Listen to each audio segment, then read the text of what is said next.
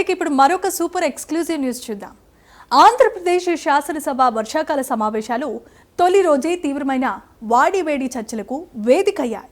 అసెంబ్లీని బహిష్కరించిన ప్రతిపక్షం తమకు సంఖ్యాబలం ఉన్నా శాసనమండలిలో మాత్రం వ్యూహాత్మకంగా అడుగులు వేసింది. అయితే నిరుద్యోగుల భవితవ్యాన్ని తేల్చేసే డిఎస్సి అంశం మండలిలో అగ్గిరాజేసింది. మంత్రి అచ్చెన్నాయుడు, మాజీ మంత్రి బొత్స సత్యనారాయణ మధ్య జరిగిన వాగ్వాదం శృతి మించి వ్యక్తిగత దూషణల స్థాయికి చేరుకుంది. గత 5 ఏళ్లలో ఒక్క ఉపాధ్యాయ పోస్టు కూడా భర్తీ చేయని వారు ఇప్పుడు విమర్శలు చేయటం ఏంటంటూ విడ్డూరంగా ఉందని అధికార పక్షం తీవ్ర స్థాయిలో విరుచుకుపడింది. డిఎస్సిని అడ్డుకునేందుకు న్యాయస్థానాల్లో 100 కేసులు వేసి మొట్టికాయలు తిన్నారని ఎద్దేవా చేసింది. దీనికి ప్రతిపక్షం కూడా అంతే ధీటుగా బదిలిస్తూ శారీరక ఆకృతిని ఉద్దేశించి తీవ్ర వ్యాఖ్యలు చేయడం సభలో ఉద్రిక్తతను పెంచేసింది.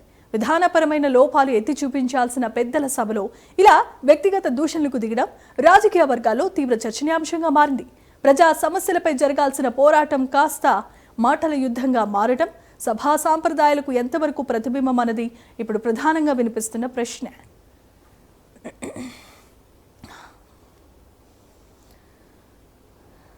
రైట్, ఇక ఇదే సూపర్ ఎక్స్క్లూజివ్ న్యూస్ కి సంబంధించిన అప్డేట్స్ అందించడానికి మా కరెస్పాండెంట్ ఉన్నారు శ్రీహరి. Over to you. నేడు అసెంబ్లీ సమావేశాల్లో అయితే వాడివేడిగా జరిగాయని చెప్పాలి. అయితే దీంట్లో ప్రధానంగా చూసుకున్నట్లయితే అసెంబ్లీ సమావేశాల్లో అంటే మండలి సమావేశాల్లో ప్రధానంగా అచ్చెన్నాయుడు, అదేవిధంగా మాజీ మంత్రి బొత్స సత్యనారాయణ ఈ ఇరువురి మధ్య కూడా తీవ్ర వాగ్వాదానికి అయితే చోటు చేసుకుంది. దీంట్లో ప్రధానంగా ఏదైతే డిఎస్సి ప్రస్తుతం కూటమి ప్రభుత్వం అధికారంలోకి వచ్చిన తర్వాత మెగా డిఎస్సిని విడుదల చేసింది. అయితే దానికి సంబంధించి 16,000 పోస్టులు ఏదైతే ఉందో వాటన్నిటిని కూడా భర్తీ చేసింది. భర్తీ చేసిన తర్వాత వీటిపైన జరిగిన ఏదైతే ప్రక్రియ ఉందో అదంతా కూడా పారదర్శకంగా జరగలేదు అంటూ వైసీపీ ఓ పక్కన ఆరోపిస్తుంది. అయితే దీనికి సంబంధించి ఇప్పటికే పలుమార్లు అటు అధికారులు కానీ ఇటు నాయకులు కానీ దీనిపైన పూర్తి స్థాయి వివరణతో పాటు దానికి సంబంధించిన పూర్తి ఆధారాలన్నింటినీ కూడా ఏదైతే ఆన్లైన్లో ఇవ్వడం జరిగింది. దీనికి సంబంధించి ఇప్పటికే అవన్నీ కూడా ఆధారాలన్నీ కూడా వైసీపీ చూసుకొని మాట్లాడాలని చెప్పని టీడీపీ నాయకులు పక్కన చెప్తున్నా కూడా వైసీపీ బొత్స సత్యనారాయణ దీనిపైన మాట్లాడుతూ ఏదైతే చేసిన వాగ్వాదం ఏదైతే ఉందో అదంతా కూడా వ్యక్తిగత దూషణలకైతే తీసుకుంటున్న పరిస్థితి ఇదే అయింది.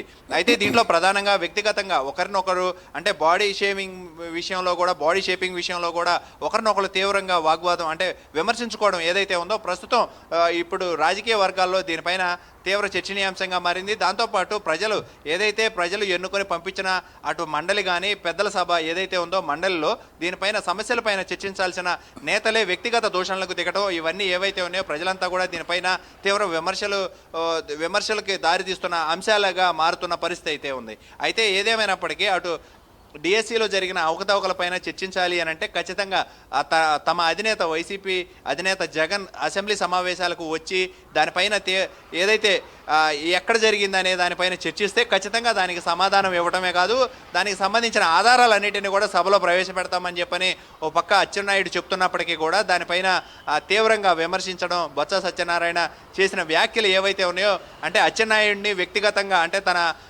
ఆకారాన్ని బేస్ చేసుకొని మాట్లాడడం ఏదైతే ఉందో ఇదంతా కూడా తప్పుపడుతున్న పరిస్థితి. అయితే అలా మాట్లాడకూడదు అని చెప్పని కూడా ఇప్పటికే కొంత వ్యక్తిగత దూషణలకు సబబు కాదు అంటూ కూడా ఓ పక్క నేతలు చెప్తున్నప్పటికీ కూడా కావాలని వైసీపీ నేతలు వ్యక్తిగతంగా విమర్శించడంతో పాటు ఏదైతే సభను వాకౌట్ చేయడం సభను సజావుగా జరగనివ్వకుండా వీరంతా కూడా అడ్డుకుంటున్నారంటూ కూడా ఓ పక్క బీజేపీ ఎమ్మెల్సీ సోము వీర్రాజు చెప్తూ ఈరోజు మీడియాతో కూడా మాట్లాడుతూ ఏదైతే ఈ డిఎస్సి జరిగిన వ్యవహారం మొత్తం మీద కూడా సిబిఐ విచారణ జరగాలి అని చెప్పని కోరటం విడ్డూరం. గత ప్రభుత్వం హయాంలో మరి ఏదైతే గ్రూప్ 1 పోస్టులకు సంబంధించి ఏదైతే జరిగిన అక్రమాలు ఉన్నాయో వాటన్నిటికి కూడా అప్పటి ప్రభుత్వం అధికారంలో ఉంది జగనే కదా, మరి అప్పుడు సిబిఐ ఎంక్వైరీ ఎందుకు వేయలేదు అంటూ కూడా ఇటు పక్క నేతలంతా కూడా ప్రశ్నిస్తున్న పరిస్థితి.